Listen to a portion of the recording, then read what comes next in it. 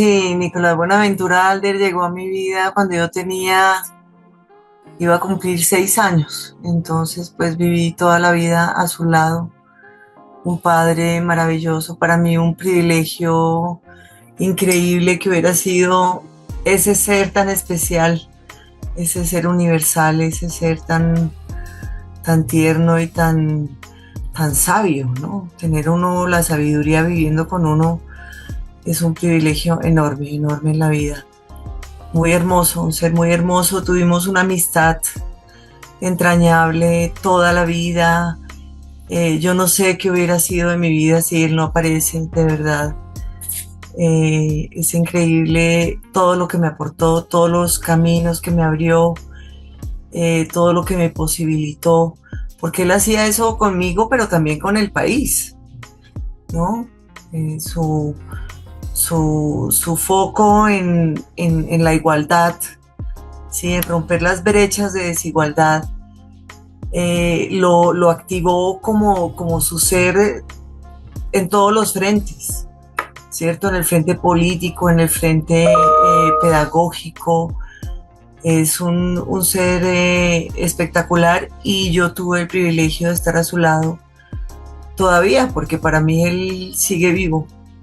Pues para mí era ese tío que, que juega, ese tío que escucha, ese tío que lo reconoce a uno, que le abre lugares en el mundo. Yo de niño conocí a ese tío maravilloso y luego comencé a conocer al ser humano, aprendí muchísimo con él. Es un extraordinario maestro. Luego hicimos juntos un libro que se va a volver a publicar, se llama El arte de enseñar. Nicolás Buenaventura es un poco el Paulo Freire colombiano y nunca ha sido reconocido como el extraordinario pedagogo. Se dedicó en un momento de su vida a formar maestros. Yo diría que la cualidad más impresionante de mi tío Nico, del tío Nico, de don Nico, era su capacidad de escuchar. Él sabía ponerle tanto cuidado a todo discurso, a cualquier persona que hablara, niña, niño, hombre, mujer, viejo, vieja, cualquier persona que hablara, era como si las palabras que uno pronunciara fueran transformadas por sus oídos y por su cerebro en algo de una gran inteligencia y belleza. Él sabía escuchar a todo el mundo y transformar ese discurso y darle sentidos extraordinarios. Eso diría yo de mi tío.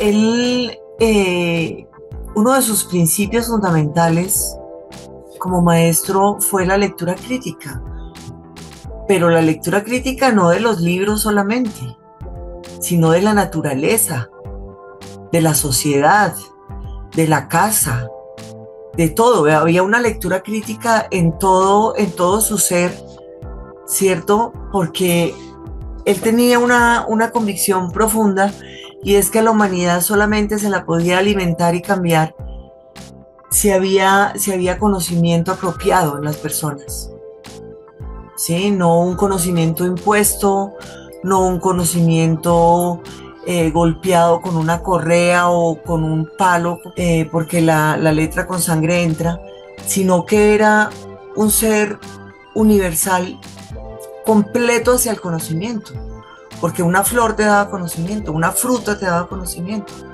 Por ejemplo, todos los viajes que nosotros hacíamos en la familia, viajábamos con un montón de mapas. ¿Qué río estamos atravesando? El río Magdalena. Y entonces empezaba la gritería del río de Magdalena y empezaban las historias sobre el río Magdalena, las historias sobre las cordilleras cuando pasábamos en nuestros viajes de una cordillera a otra, las montañas, las frutas, pasábamos por cualquier puesto y parábamos y mirábamos los zapotes, así íbamos aprendiendo, alimentando todo nuestro conocimiento de la vida misma.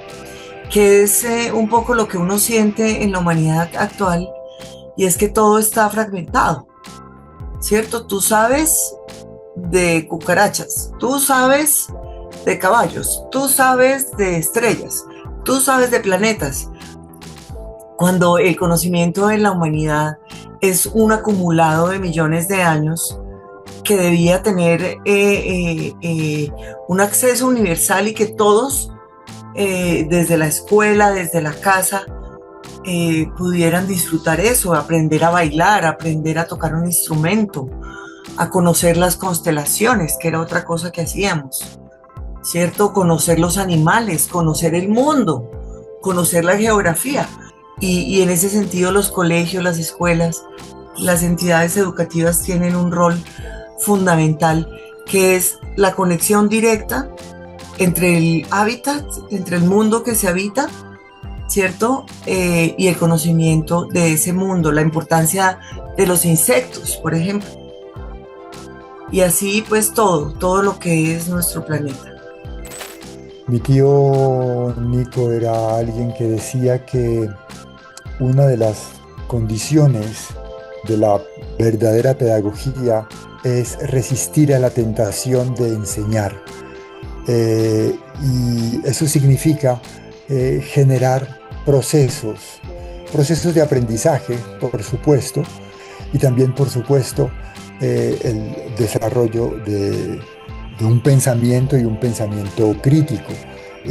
Yo creo que hoy en día es más necesario que nunca y Nicolás Bonaventura Alder lo dijo con una capacidad de anticipación a veces sorprendente, como hoy en día necesitamos un trabajo muy importante para desarrollar un pensamiento crítico, porque eh, hay cada vez más dificultades en el sentido en que, por ejemplo, el hecho de no jugar eh, con otros niños, con otras niñas, sino jugar con un computador, impide ese desarrollo de un pensamiento crítico.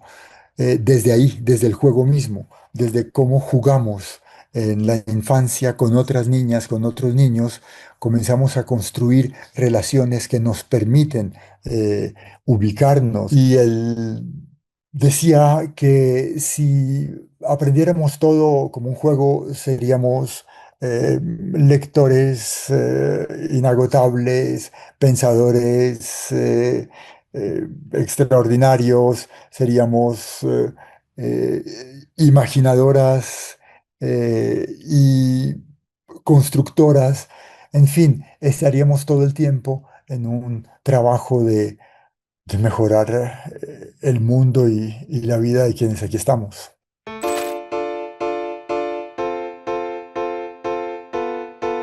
Sí, él toda la vida trabajó por la paz de este país, toda la vida, porque la entrega, el acceso al conocimiento, ¿cierto? Lo que trae y en lo que resulta es en la paz. Trabajó para que hubiera una sociedad en donde todos nos pudiéramos entender. Y su bandera se llamaba el amor a la diferencia.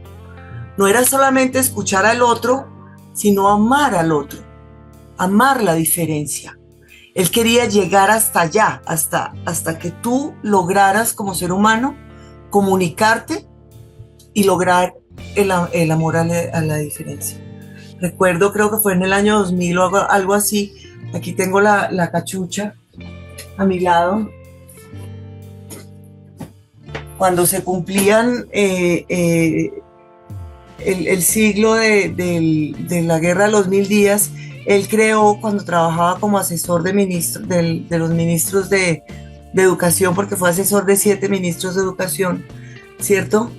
La paz de los 1000 días. No era la guerra de los 1000 días, sino la paz de los 1000 días.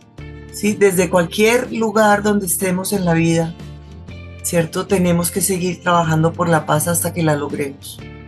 Entonces, los aportes de Nico a la paz fueron desde las artes. Por ejemplo, Nico fue mecenas del grupo de Cali, ¿cierto? Apoyaba artistas en la pintura y de hecho pues todos sus hijos somos artistas. Él creía mucho en el arte como mediador, ¿cierto?, de la conciencia social, el arte como mecanismo de expresión. Él siempre veía a los individuos y a los sujetos como un potencial de expresiones, de palabras, de risas, de canciones, de movimientos corporales, de la pintura. O sea, él siempre vio en el arte y fue un hombre muy, muy cercano al arte en Colombia desde muy joven, desde muy joven. Y todos esos son elementos que llevan a la paz. Porque yo sí creo que las condiciones han cambiado y yo sí creo que ahora estamos más cerca que en otros momentos de una paz que no es que nos impida eh, discutir. Yo creo que de alguna manera el problema es que no sabemos pelear, convertimos al otro en un enemigo. Cualquier posición contraria a la mía es una posición enemiga y esa imposibilidad de diálogo, de ese diálogo de sordos, nos lleva constantemente a formas de oposición que son más trampas, zancadillas, imposibilidades para el otro de actuar que una verdadera oposición dinámica que permita un caminar juntos. Lo que en este momento estamos viviendo desde hace unos años hacia acá es distinto. Para mí, la paz entendida como lo aprendí, no solamente con Nico, pero también con él y de manera muy importante, no es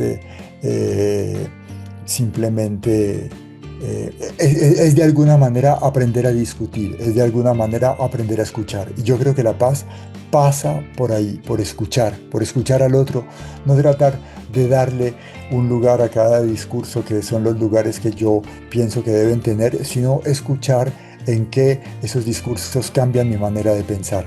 Porque ¿para qué escuchar si no vamos a cambiar la manera de pensar? Escuchar al otro es transformar la manera como yo pienso y como concibo, si no, ¿para qué escucho? Ese es un sentido profundo de la escucha y por eso cuando reivindico que Nicolás era un extraordinario escuchador, si la palabra se me permite, porque es más que un oidor, y porque escuchar es una acción, no es algo pasivo, es una acción, porque significa ser capaz de transformar lo que yo estoy concibiendo, la manera como estoy pensando el mundo, a través de lo que estoy escuchando.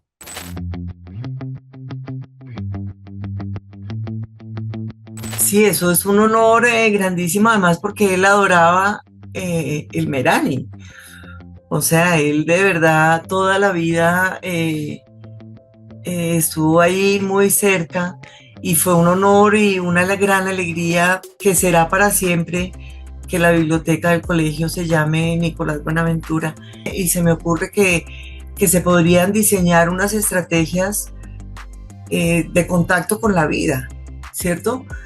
Que los niños vayan al campo a ver cómo se siembran los alimentos, que luego vayan a la plaza de mercado a ver cómo se comercializan los alimentos, que tengan clases de cocina para que puedan aprender a hacer los alimentos.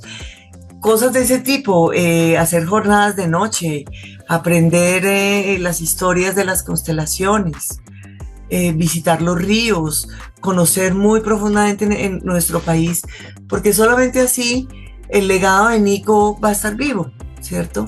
Y es que seamos seres conscientes de las maravillas que tenemos en este país, siempre llevando, digamos, unas ideas muy profundas, filosóficas, conceptos, ¿cierto? Y transformándolos en una fiesta del conocimiento. Yo diría que la responsabilidad de tener ese nombre, Nicolás Buenaventura, referido a mi tío, Nicolás Buenaventura Alder, en la Biblioteca Merani, significa que ese lugar debería ser un lugar fundamentalmente, ante todo, un lugar de juego. Leer debería ser un juego. Eh, encontrarse con un libro debería ser un encuentro maravilloso, una aventura extraordinaria. Y si logramos hacer de una biblioteca un lugar de juego, donde se juega con seres a los que hay que darles vida, porque los libros están allí muertos, esperando que niñas, niños, al poner en ellos sus ojos, les den vida, los hagan existir, yo pienso que eso sería algo grandioso, que no se vuelva el lugar de la tarea, que no se vuelva el lugar del deber, que no se vuelva el lugar de el compromiso, sino que se vuelva el lugar del juego.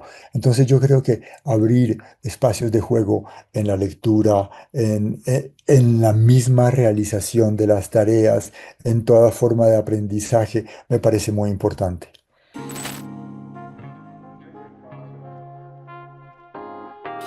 Digamos que la lectura siempre ha estado en mi familia por todas partes, ¿cierto? Mi papá biológico era librero, era librero. Mi mamá y mi abuelo por parte de mi mamá, lectores voraces, ¿cierto? Y cuando Nico llega a la casa, entonces ya lo que tenemos son un montón de paredes forradas en bibliotecas y por supuesto que eso me marcó. Y cuando yo venía a preguntarle a él sobre cualquier tema, si él no sabía, él sabía dónde estaba la respuesta. Entonces inmediatamente me llevaba a su biblioteca, me enseñaba a manejar las enciclopedias, me enseñaba, me daba los libros completamente sobre el tema, porque en esa época no existía internet. Entonces, por supuesto que la influencia de que yo sea una lectora incansable viene también de él, porque, porque eso fue algo normal en mi casa.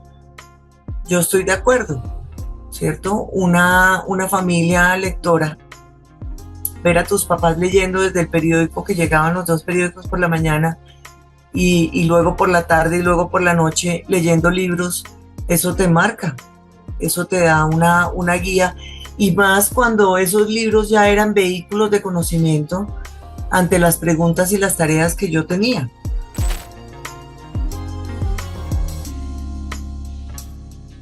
A mí me parece que en el momento presente, lo que yo diría, y es para mí un combate actual, es que la maestra, el maestro, tiene que recuperar un lugar fundamental en ese proceso de aprendizaje. Porque yo lo digo de la manera siguiente: ¿de qué viven los médicos? De las enfermedades. ¿De qué viven los abogados? De los crímenes, de los delitos. ¿De qué viven las profesoras, los profesores? Del futuro, de los tiempos que vienen, del mundo que está llegando. Y en el presente, ese lugar de maestra, de maestro, que es, a mi entender, el oficio más extraordinario que existe, está siendo muy, muy atacado, muy despreciado, muy desprestigiado, en el sentido en el que los eh, padres de familia son clientes a los que hay que satisfacer, lo cual me parece perverso. Los niños se vuelven algo que hay que estar controlando. Es decir, pienso que ese lugar de la relación con el maestro, con la maestra, hay que valorarlo.